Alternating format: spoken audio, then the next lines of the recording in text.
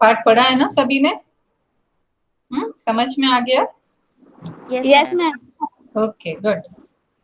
चलिए आज तो क्वेश्चंस डिस्कस करने हैं, कुछ डाउट हो तो भी क्लियर कर सकते हैं, ठीक है। क्लास शुरू करने से पहले ओमकारम करते हैं। Come on, join your hands बेटा, क्लोज योर आईज, स्टार्ट ओमकारम।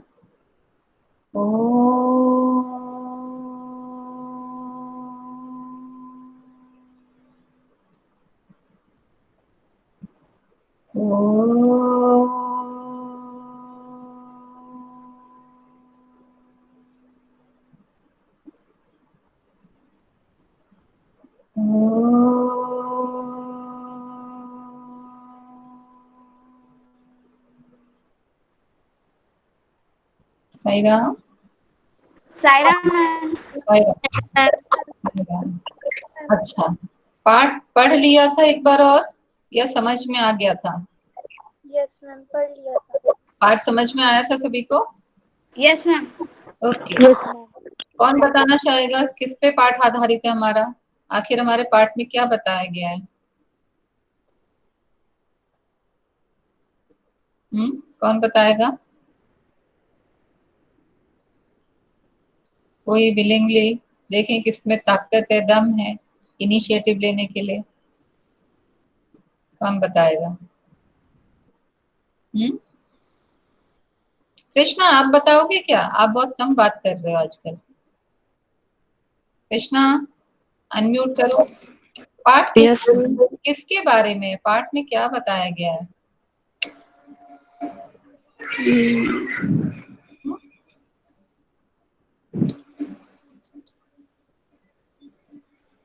क्या बताया गया पाठ में? कुछ भी जो आपको पता हो, जो याद हो।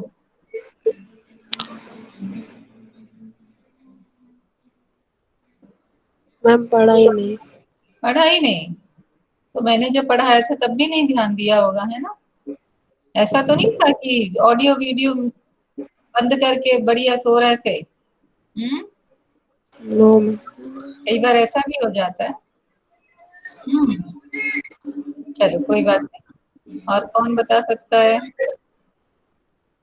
हिम्मत किसमें है? पहल करना बहुत बड़ी बात है ना? पहला स्टेप ही उठाना बहुत बड़ी बात है, बाद में तो पीछे फॉलोवर्स तो बहुत बन जाते हैं, लेकिन इनिशिएटिव लेना ही सबसे बड़ी बात है। किसमें ताकत है, किसमें दम है कि हाँ मैं कुछ प्रेजेंट करूं या बोलूं? एनीबॉडी, कोई भी? Ma'am. Yes, very good. Ma'am इंसानियत और जल्दबाजी में काम नहीं करना चाहिए, इंसानियत दिखानी चाहिए किसी चीज के प्रति। Very good. तनिषा।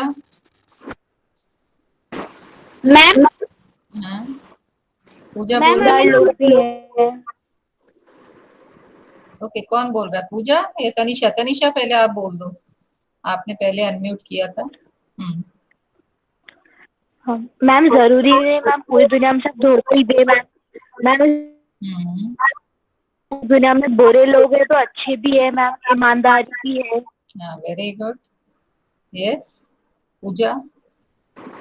मैम हमें किसी भी घटना पर बात बात पर निराश नहीं होना चाहिए, उसका सामना करना चाहिए। लेकिन होता इसका बिल्कुल उलट है। छोटी सी भी कोई घटना ऐसी हो जाती है जो हमें हतोत्साहित करती है या डिस्करेज करती है, तो हम कैसे मुंह फुलाकर बैठे रहते हैं, रोते रहते हैं, उसको बार बार याद करते हैं, ऐसा किया था, ऐसा हुआ था मेरे साथ। और फिर जो अच्छे पल भी अपने जीवन के आते हैं उन सबको भी गंवाते चले जाते हैं। तो जो पाठ है, क्या निराश हुआ जाए, मतलब ना निराश हुआ जाए, इसका अर्थ ही यही है कि निराश नहीं होना चाहिए, क्योंकि यदि हम निराश होंगे तो अच्छाइयों को भी देख नहीं पाएंगे, हम निराशा में डूब जाएंगे। हाँ बेटा रुद्राक्ष। मैम पुरानी बातों को पुरानी बातों को भूल कर आगे बढ़ने की कोशिश करना चाहिए। Very good. और कोई? मैम। हाँ पूजा। मैम हमें दूसरों की अच्छी बातों को याद रखकर उनकी गलत बातों को भुला देना चाहिए। हाँ, गलत बातों को भुला देना चाहिए। मुश्किल जरूर है लेकिन नामुमकिन नहीं है। पता है, इसका साइंस में छोटा सा एक्सपेरिमेंट होता है। क्लीन वाटर और डर्टी वाटर जो है ना, पोल्यूटेड वाटर, पोल्यूटेंट्स निकालने के लिए आप ग्लास में कोई मिट्टी वाला पानी ले लो और उसमें साफ पानी डालते जाओ। साफ पानी क्या है? गुणों को याद करना या अपने गुणों को बढ़ाना। और जो गंदा पानी है वो आपकी बैड क्वालिटीज को इंडिकेट करता है। तो आप देखोगे कि थोड़ी देर के बाद उस छोटे से ग्लास में जब साफ पानी आप बार बार डालोगे, कहने का मतलब सकारात्मक सोच आप बार बार अपनी नकारात्मक सोच पर हावी करोगे, उसको बढ़ाओगे, अच्छी बातों को याद करोगे, तो एक टाइम ऐसा आएगा कि आपकी पूरी ग्लास का पानी साफ हो जाएगा, गंदगी दिखाई नहीं देगी। ठीक है, मम्मा को कभी चावल दाल धोते देखा है? बार बार 2 बार 3 बार पानी में धोती हैं और पता चलता है कि जो उसमें गंदगी थी निकल गई, है ना। तो हमारा दिमाग भी ऐसा ही है, हम जैसा सोचते हैं ना उसी प्रकार से हमारे भाव हमारे मन में उठना शुरू हो जाते हैं। थोड़ी सी जरूरत है प्रैक्टिस की। जहां हमने प्रैक्टिस शुरू कर दी, इग्नोर करना शुरू कर दिया जो हमें अच्छा नहीं लगा उसको, तो क्या होगा कि कुछ समय के बाद हम पाएंगे कि हमें फर्क ही नहीं पड़ता। अच्छी बात है तो उसकी अच्छाइयों से हम कुछ सीख कर आगे बढ़ जाते हैं, हमें फर्क नहीं पड़ता सामने वाला क्या सोच रहा है, ये उसके लिए है।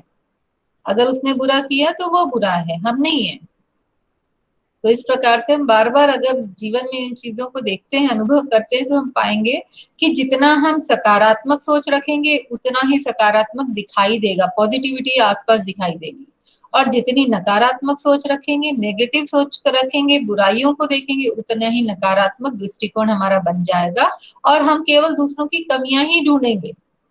और लेखक यही नहीं चाहता है, उसका मानना है कि समाज में सभी लोग हैं।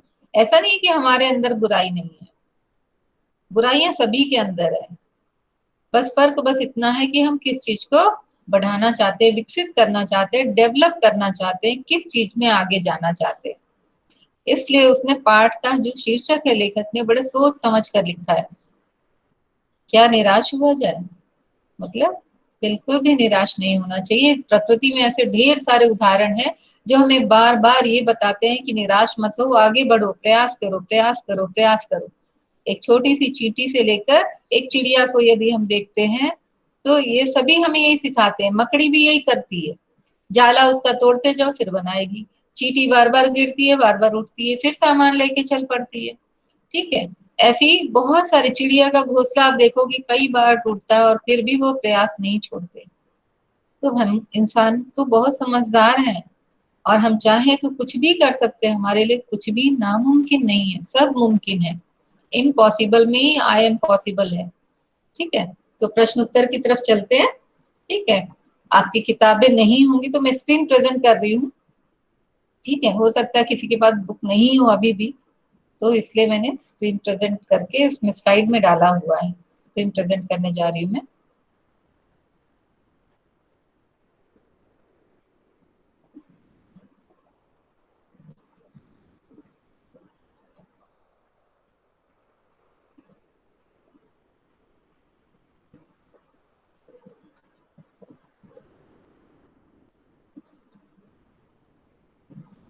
बेटा मेरा स्क्रीन दिख रहा है? Yes ma'am. Yes ma'am. पढ़ पा रहे हो आप लोग? यस पढ़ मैम। पा रहे? मेरी आवाज क्लियर है? Yes ma'am. ये आपके पाठ के प्रश्न उत्तर हैं, इनको देखते हैं जरा। क्योंकि पाठ में अगर किसी को दिक्कत हो तो अभी पूछ लो, तब हम उसके बाद डिस्कस करेंगे। अगर नहीं दिक्कत है तो हम प्रश्न अभ्यास की तरफ चलते हैं। चले प्रश्न की तरफ। तनिषा, प्रांजल, आगे बढ़े? Yes ma'am. Okay, yes ma'am. Yes ma'am. Very good. पहला प्रश्न देखते हैं। लेखक ने स्वीकार किया है कि लोगों ने उन्हें भी धोखा दिया है, फिर भी वह निराश नहीं है। आपके विचार से इस बात का क्या कारण हो सकता है? यस, कौन उत्तर देगा इसका? मैम मैं मैम हाँ, बोलो बेटा। प्रश्न है? हाँ मैम ये कौन सा प्रश्न है, फर्स्ट वाला? हाँ, पहला प्रश्न बेटा। कौन उत्तर दे रहा है? नाम बोल के बोलना बेटा, स्क्रीन प्रेजेंटेशन में ना आप दिखते नहीं हो मुझे।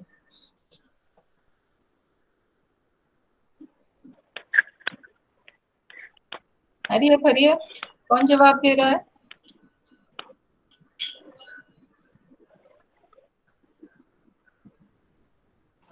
मैम पूजा। हाँ पूजा। लेखक को लोगों ने धोखा दिया है, फिर भी वह निराश नहीं हो रहा है। इसका कारण यह हो सकता है कि वह मतलब उन चीजों को भुलाकर आगे बढ़ना चाहता हो। हाँ ठीक है, बढ़िया।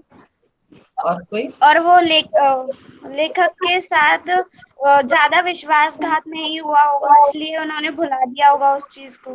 ठीक है। और कोई? ठीक, बढ़िया, गुड। और कोई? मैम लेखक तनीषा। निराश इसलिए नहीं होते होंगे कौन क्योंकि बोल उन्हें रहा है? पता है। कौन बोल मैम रहा है? अक्षता। ओके अक्षता। इसके बाद तनिषा आप बोलना। मैम लेखक निराश इसलिए नहीं होते हैं क्योंकि हम्म, उन्हें पता है कि जिंदगी में तो ये होता ही है और अच्छी बातें भी होती है।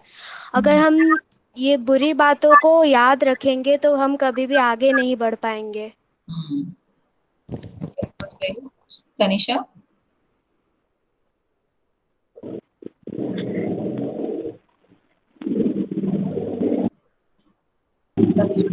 लेखक ने अपने निजी अनुभवों से बताया है कि लोगों ने उन्हें भी धोखा दिया है, फिर भी वो मानते हैं कि उन्हें निराश नहीं होना चाहिए, क्योंकि अगर वो निराश होते रहे तो वो कभी भी आगे नहीं बढ़ पाएंगे और ना ही कभी भी किसी पे विश्वास कर पाएंगे। हाँ, बिल्कुल सही, वेरी गुड। ठीक है, लेखक ने स्वीकार किया लोगों ने उन्हें भी धोखा दिया है, क्योंकि वह जानता है कि यह दुनिया अच्छे और बुरे दोनों लोगों से भरी हुई है।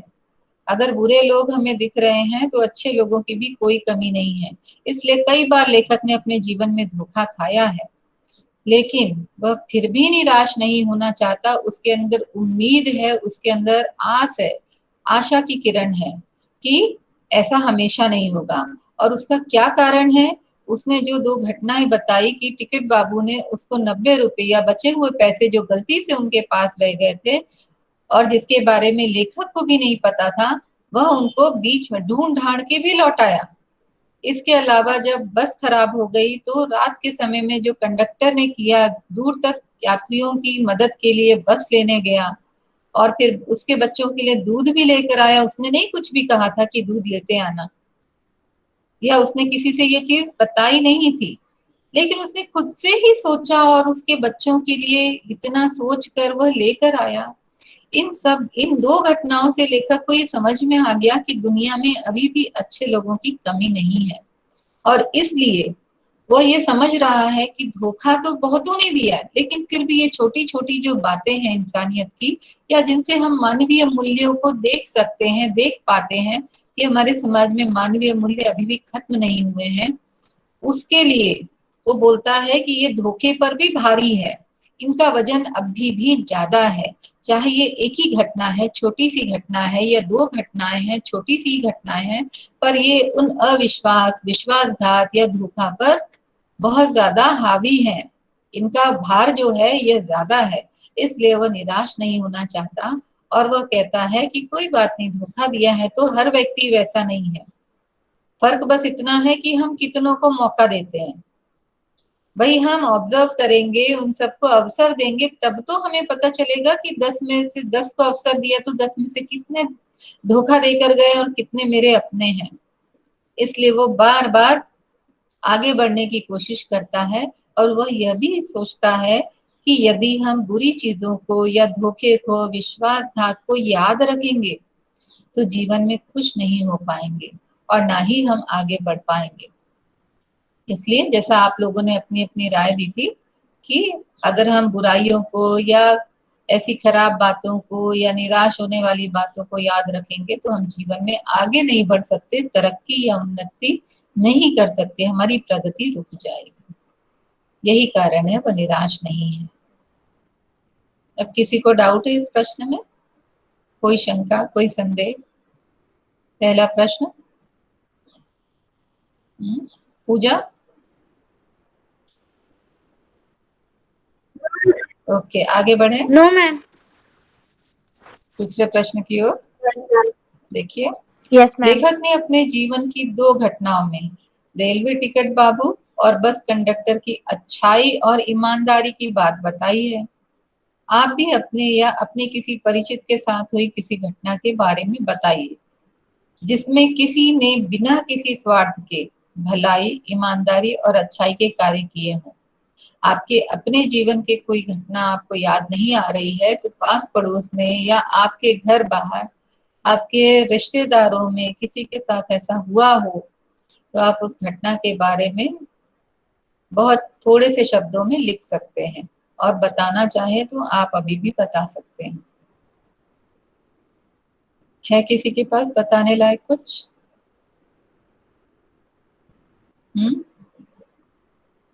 देखो, आप बोलोगे नहीं ना तो आपको ये नहीं समझ में आएगा आप जो सोच रहे हैं वो सही है या गलत है।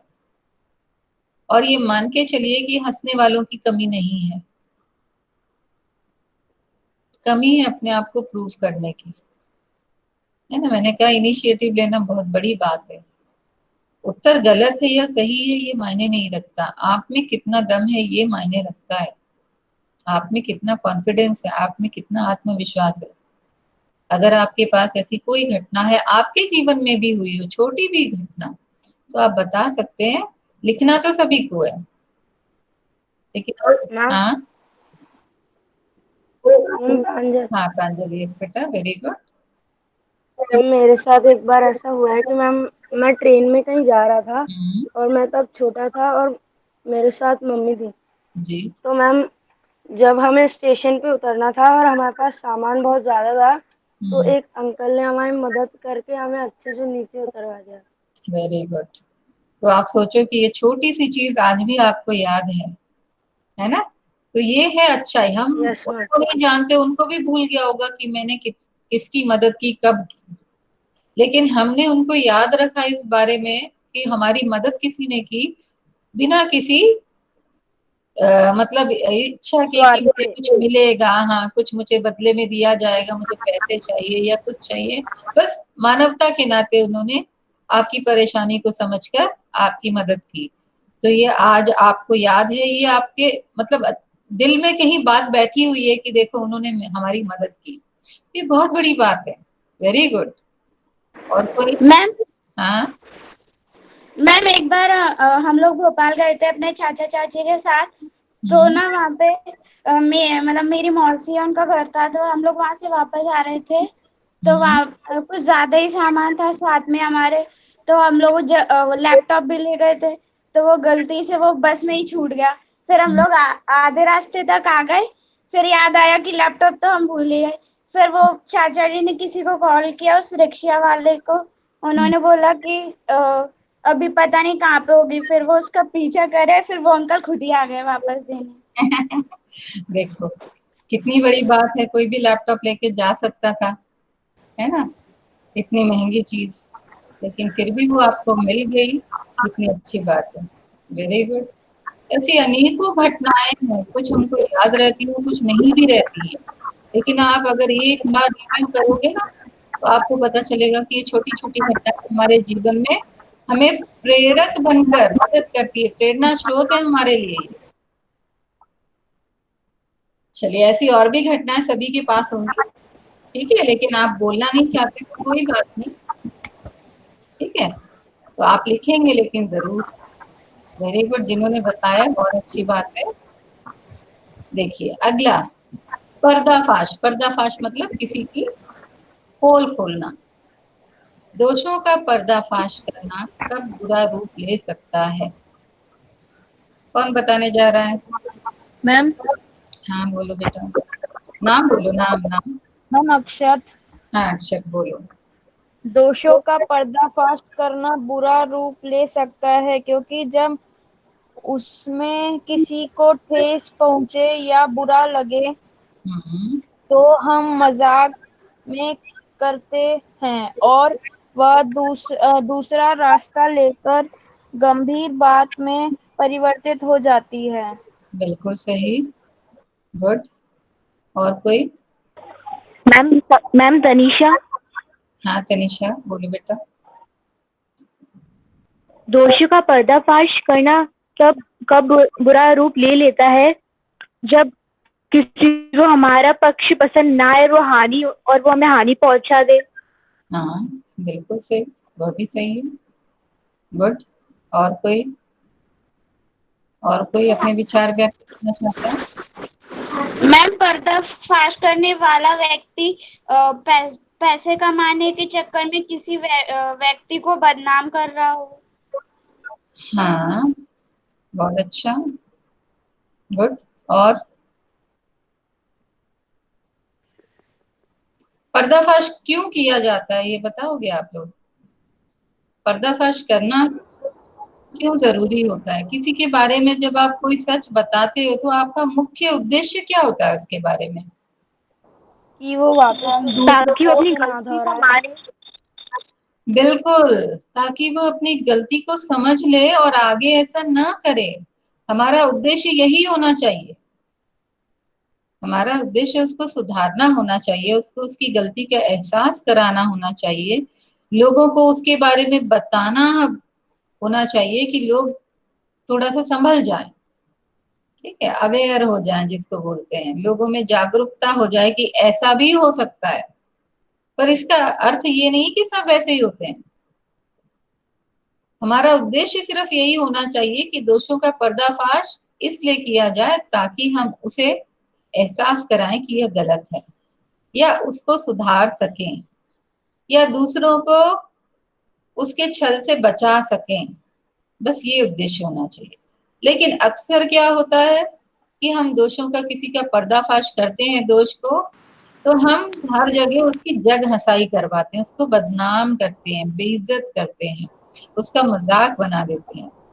तो कई बार क्या होता है, अनजाने में कोई गड़बड़ी हमसे होती है, और जब वो पब्लिक हो जाती है, जब वो जन साधारण में फैल जाती है, तो उसके बुरे रूप भी देखने को मिलते हैं हमें। कई बार वही व्यक्ति बहुत बुरा बन जाता है, या कई बार हमको भी हानि पहुंचाने की कोशिश करता है, और कई बार वो खुद को हानि पहुंचाता है। ठीक है, तो ऐसे कई सारी चीजें, वो हर्ट हो सकता है, बहुत सारे काम बंद कर सकता है, किसी से मिलना जुलना, सामान्य जीवन रोक देता है वो अपना, अगर उसको हर्ट हो गया, अगर उसको दिल में बात चुभ गई।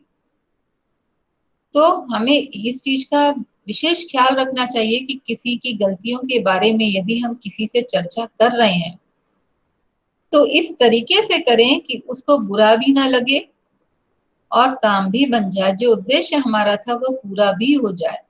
लेकिन हम चार जगह बताएंगे उसको, जगह जगह जहां जाएंगे वही बात करेंगे, उसकी हंसी उड़ाएंगे, तो उस व्यक्ति को बहुत ज्यादा परेशानी हो सकती है, और उसका मन भी आपके प्रति कड़वा हो सकता है।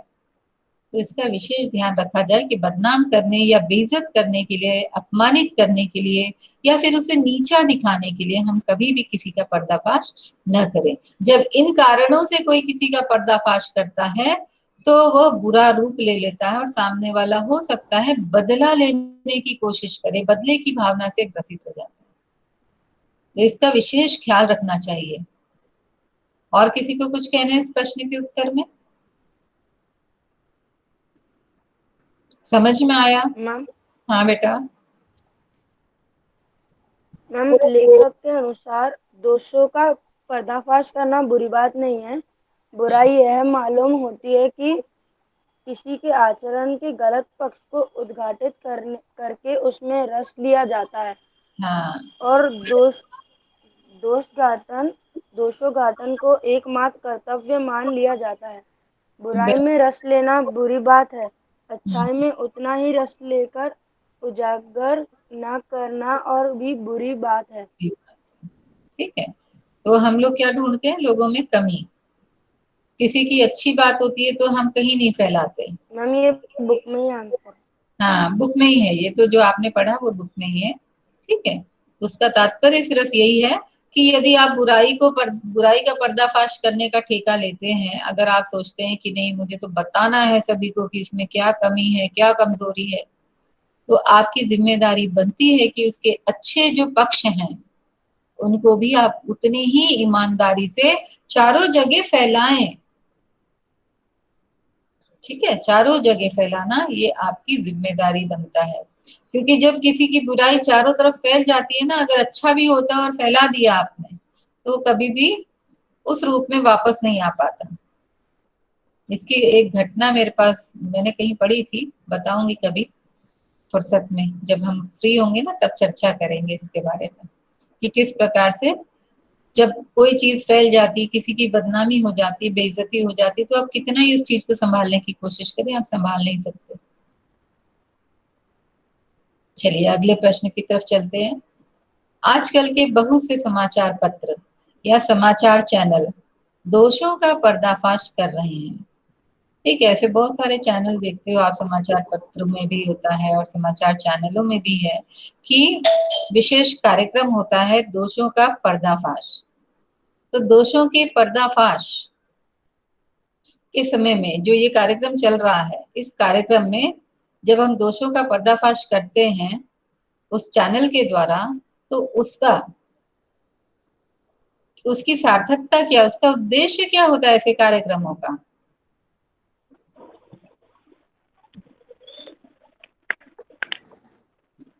मैम तनीषा। हाँ कनिषा बोलो बेटा। मैम इस ताकि लोग जागरूक हो पाए और सावधान भी हो जाए। ताकि लोग जागरूक होकर सावधान हो जाएं। Very good. मैम जो पहले दूसरों के साथ हुआ है वो अब फिर से किसी के साथ ना हो। हाँ बिल्कुल सही।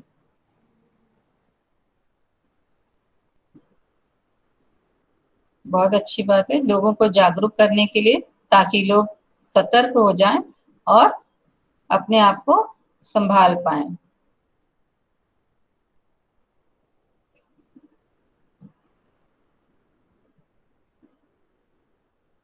निम्नलिखित के संभावित परिणाम क्या क्या हो सकते हैं, आपस में चर्चा कीजिए। जैसे ईमानदारी को मूर्खता का पर्याय समझा जाने लगा है। परिणाम क्या होगा इसका, अगर ईमानदारी को माना जाए कि मूर्ख हैं?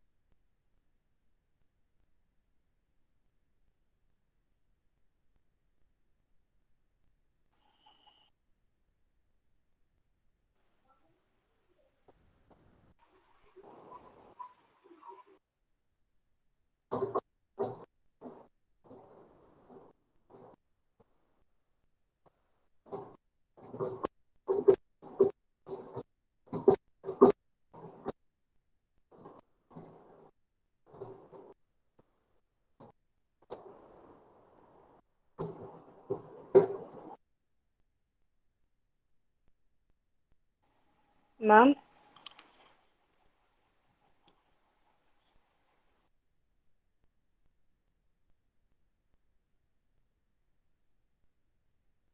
जस्ट अ मिनट बेटा, just a minute. Okay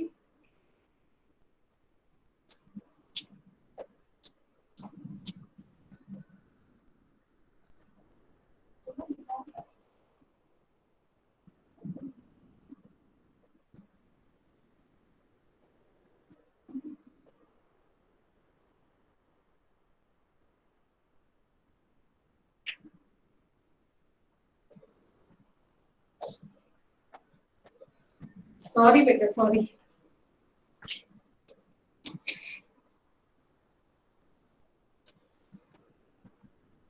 sorry sorry.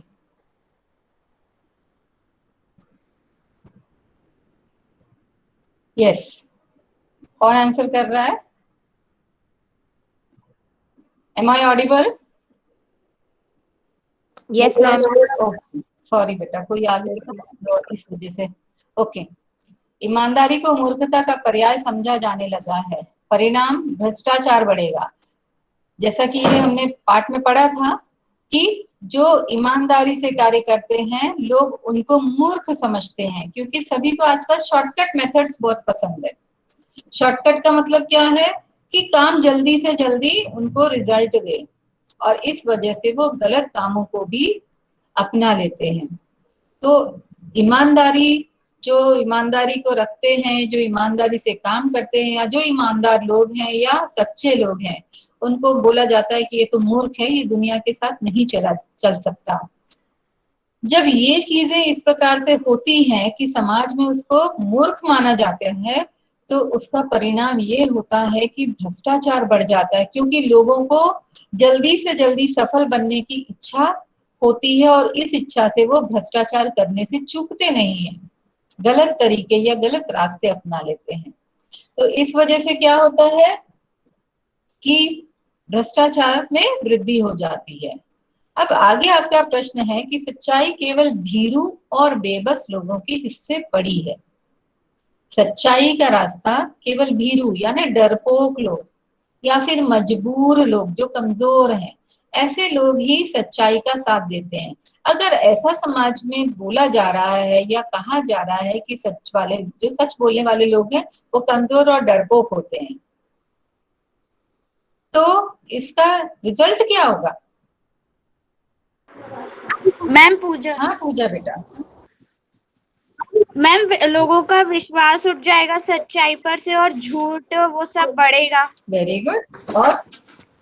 और मैम लोग सच बोलने से डरेंगे। सच बोलने से डरेंगे। और कैसे लोग हैं ये? डरपोक।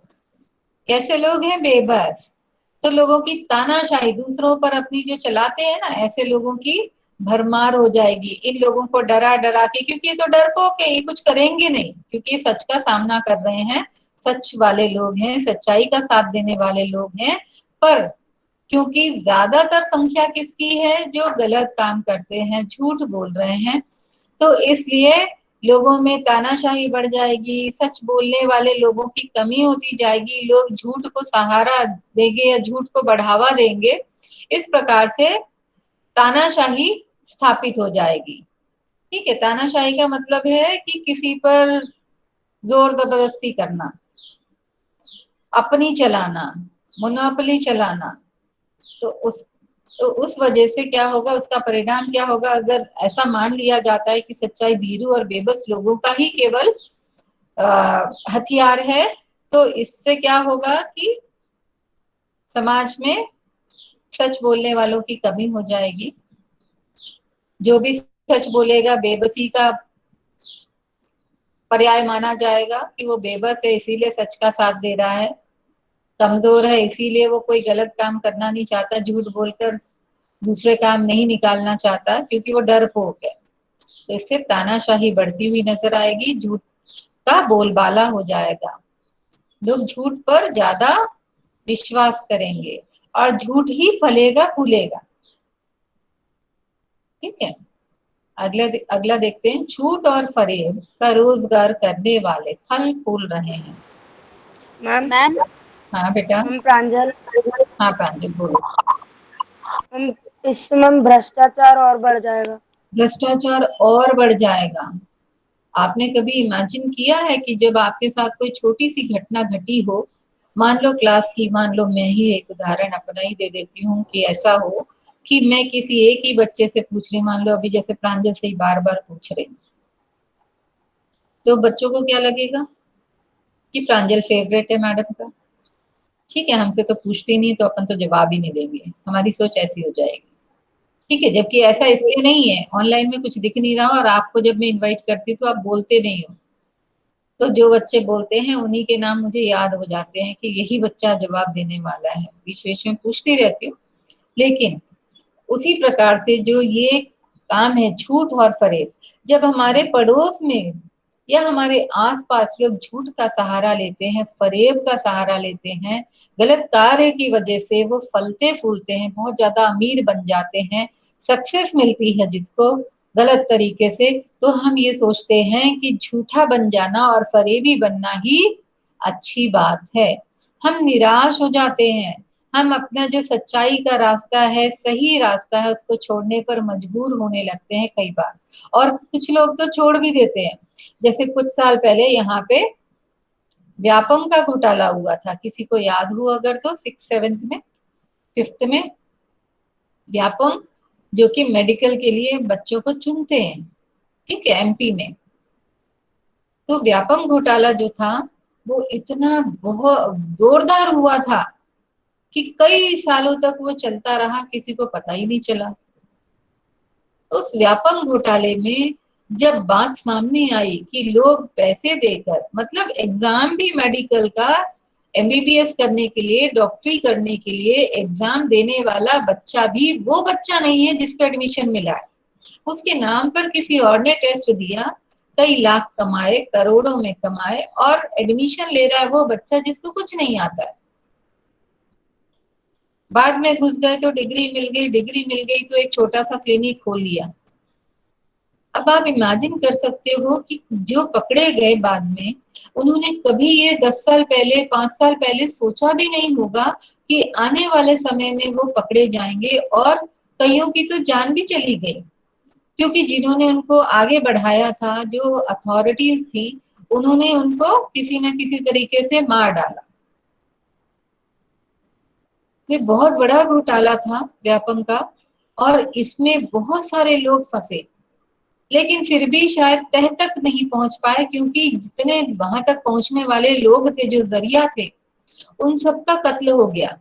कोई ट्रेन एक्सीडेंट में मारा गया, कोई किसी एक्सीडेंट में मारा गया, किसी ने जहर खा लिया, किसी ने फांसी लगा ली, किसी ने कुछ कर लिया। ऐसे उस तरीके का जो लिंक था, वो लिंक टूट जा रहा था बार बार। तो इसका मतलब क्या है कि जब एक ने देखा होगा कि पैसे देकर काम हो रहा है, तो पैसे देके हम एडमिशन करा लेते हैं अपने बच्चे का, ठीक है। लेकिन किसी ने इस परिणाम की कल्पना नहीं की होगी कि जब पकड़े जाएंगे तो क्या होगा, सारी पोल पट्टी खुल जाएगी, और फिर सच में जो काम करते हैं उन पर भी लोगों का विश्वास करना नहीं हो पाएगा। तो झूठ और फरेब का रोजगार करने वाले जब फलते फूलते हैं तो भ्रष्टाचार फैलता है, गलत काम और ज्यादा फलता फूलता है, क्योंकि लोग आसान और छोटे तरीकों को अपनाने की कोशिश करते हैं, ठीक है। इसलिए बिल्कुल सही, भ्रष्टाचार फैल जाएगा। अगला है, हर आदमी दोषी अधिक दिख रहा है गुणी का। बताइए मैम मैम पूजा। मैम लोग एक दूसरे को शक की नजरों से देखेंगे और किसी पर भी विश्वास करना मुश्किल हो जाएगा। Very good. लोग एक दूसरे को संदेह की दृष्टि से देखेंगे और किसी पर भी विश्वास नहीं करेंगे, क्योंकि हर एक में सबसे ज्यादा क्या है, दोष है, अवगुण है। गुण तो बहुत कम है, किसी किसी में दिखाई देते हैं, और उस पे भी विश्वास करने से पहले 100 बार मन डरता है कि कहीं ये भी तो धोखा नहीं देगा, कहीं ये भी तो बुरा व्यक्ति नहीं है। आपके साथ अगर एक छोटी सी घटना ऐसी हो जाए जिसमें आप देखो कि आपके फ्रेंड ने धोखा दिया हो, आपके आसपास वाले ने धोखा दिया हो, तो आप किसी और व्यक्ति पर जल्दी विश्वास नहीं कर पाते। आपको वह भी ऐसा लगता है कि कहीं ये भी तो इस पर विश्वास करूं तो ये भी मेरे विश्वास को तोड़ तो नहीं देगा, और हम बड़े डर डर कर आगे बढ़ते हैं, और इसमें बहुत लंबा समय भी लेते हैं कई बार, क्योंकि हर बार हम हर एक चीज को भुला नहीं पाते। तो हम परखते हैं, जांचते हैं, कई बार ये समय बहुत लंबा भी हो जाता है जांचने परखने का, कि वो व्यक्ति हमारे विश्वास पात्र है भी या नहीं है, विश्वास के काबिल है भी या नहीं है। तो अविश्वास बहुत बढ़ जाता है और हर एक व्यक्ति पर संदेह होने लगता है, ठीक है। जैसे पुलिस का काम है ना, जो कंप्लेंट लिखाने आया है उस पर भी संदेह किया जाता है, घर के हर व्यक्ति पर संदेह किया जाता है कि ये भी हो सकता है, ये भी हो सकता है, ये भी हो सकता है। तो ऐसी स्थिति आजकल समाज में बन चुकी है कि हर व्यक्ति दोषी दिखता है, गुणी कम दिखता है, उसमें अवगुण ही अवगुण नजर आते हैं, और इसलिए हम विश्वास नहीं कर पाते हैं। और ऐसा ही ये नहीं है कि हम बहुत अच्छे हैं तो हम पर लोग विश्वास कर लेंगे, नहीं, हम पर भी लोग उतने ही मुश्किलों से विश्वास कर पाते हैं, चाहे आप कितने ही अच्छे हो। लोगों को विश्वास करने में समय लगता है, और यही होते हैं मानवीय मूल्य जिनको हमें कमाना पड़ता है। बहुत आसान है बुरे कामों में लिप्त हो जाना, लेकिन अच्छाई को कायम रखना बहुत ही मुश्किल है, बहुत मुश्किल है। इसलिए वेरी गुड पूजा। संदेह बढ़ जाता है, हमारा अविश्वास बढ़ जाता है। गुड। दो लेखक और बस यात्रा। आपने अभी तक 6 में 7th में संवाद लिखे होंगे, लिखे है ना? संवाद लेखन हमने किया है, जाना भी है। Yes ma'am, yes ma'am. हाँ, अब ये देखो, ये बड़ा इंटरेस्टिंग है संवाद लेखन। ऐसे ये एक्टिविटीज इसलिए देते हैं कि बाद में आपको बोझ ना हो, और इन्हीं को हम A4 साइज पेपर पे बाद में लिखवा कर आपको नंबर दे देंगे एक्टिविटीज के। तो इसलिए इनको करना है जब कहा जाता है, क्योंकि अभी बहुत सारे, सिर्फ 2 बच्चों ने मुझे छुट्टियों से पहले अपना वीडियो बनाकर भेजा था, जो मैंने उनको अपना विचार व्यक्त करने का दिया था। आपको अगर याद हो तो केवल अक्षिता और नंदिनी ने भेजा है, ये राधिका ने, शायद राधिका ने भेजा है, नंदिनी ने, दोनों ने वीडियो बना के भेजा था। बाकी किसी का भी वीडियो मेरे पर्सनल विंडो पे नहीं आया। ठीक है, तो काम को छोड़ना बिल्कुल भी नहीं, क्योंकि मुझे पता है ऑनलाइन है, कोई देखने इतनी जल्दी नहीं जा रहा, और आपको लगता है आप कर लेंगे, लेकिन ऐसा तब नहीं हो पाता, तब आपके काम पेंडिंग हो जाते हैं। तो अभी का काम अभी कर लेंगे तो बेहतर होगा। देखिए, आपने इस लेख में एक बस की यात्रा के बारे में पढ़ा, ठीक है? इस लेख में भी लेखक ने बस यात्रा के बारे में बताया कि किस प्रकार से कंडक्टर भागता हुआ उनको समझ में आया। ठीक है, इससे पहले भी आप एक बस यात्रा के बारे में पढ़ चुके हैं, तीसरा पार्ट जो आपका है बस की यात्रा, जिसमें लेखक जो ऐसी बस में सवार हो गया था जिसके अंजर पंजर सारे ढीले थे, और बस कभी भी धोखा दे सकती थी, क्योंकि वो बहुत बूढ़ी बस थी, बहुत खराब अवस्था में थी, यानी मरणासन थी, जिसके कभी भी कुछ भी जिसके साथ में हो सकता है, कोई दुर्घटना घट सकती थी। अब ये दोनों बसों में लेखक, उस बस में जो पुरानी बस थी उसमें उस पार्ट के लेखक यात्रा कर रहे थे, और इस बस में जो कि बस खराब हो गई थी और फिर उसका कंडक्टर साइकिल लेके चला गया था, इसमें इस पार्ट के लेखक यात्रा कर रहे थे। ठीक है, दोनों ने अपनी यात्रा की और दोनों के पास कुछ खट्टे मीठे अनुभव हैं। प्रश्न है, यदि दोनों बस यात्राओं के लेखक आपस में मिलते तो एक दूसरे को कौन कौन सी बातें बताते? आपने तो बस उनकी यात्राएं देखी, लेकिन अब आगे आपको ये प्रश्न दिया गया है कि अब कल्पनाशील बन जाइए, इमेजिन कीजिए। क्या इमेजिन करना है? कि दोनों फिर कहीं मिलते हैं, दोस्ती होती है, और दोस्ती होने के बाद दोनों अपनी बस यात्राओं का वर्णन किस प्रकार से एक दूसरे को बताते होंगे। तो इसका संवाद लिखना है आपको। ठीक है, दोनों बस यात्राओं, आप लेखक का नाम दोनों के लिए एक बार यूज करेंगे। पहली बस वाले इस बस यात्रा में जो लेखक थे उनका नाम, और इसमें दोनों लेखकों के नाम को पहली दूसरी बार में इस्तेमाल करेंगे, और पहली बस दूसरी बस ऐसे करके जैसे भी आपको इजी पड़ता है उस प्रकार से दोनों का संवाद लिखेंगे। कम से कम 10-10 संवाद हो जिसमें उन्होंने इसके बारे में, अपनी यात्रा के बारे में चर्चा की हो। बाकी आपका इमेजिनेशन है, थोड़ा आपको बैकग्राउंड पता है पाठ पढ़ के, लेकिन आपका इमेजिनेशन मुझे देखना है। ठीक है, आप लिखकर मुझे पर्सनल विंडो पे व्हाट्सएप भी कर सकते हैं। अगर आपको बहुत ज्यादा अच्छा लगता है कि हाँ मैंने बहुत अनोखा लिखा है, तो आप अपनी इमेजिनेशन से जो कुछ भी लिखे वो मुझे फॉरवर्ड कर सकते हैं। ठीक, एक पिक्चर क्लिक करके भेज सकते हैं। तो ये मैं आपसे पूछ नहीं रही हूँ, ये आप अपनी इच्छा से लिखेंगे और उतारेंगे नहीं कहीं से, क्योंकि मुझे भी पता चलता है कहीं से उतारा जाता है। तो अगले प्रश्न पे आते हैं। टाइम अप हो गया है क्या? Yes ma'am. ओके, तो इसको हम यस मैम। वेडनेसडे को करते हैं। ठीक है, मैं वापस आ रही बेटा। -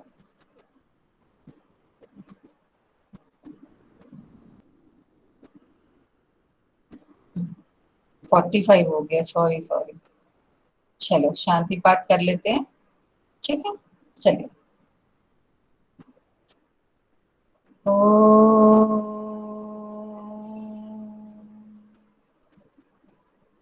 शांति शांति शांति। सायरा बच्चों, Saira ma'am. Saira Saira ma'am. Saira Saira ma'am.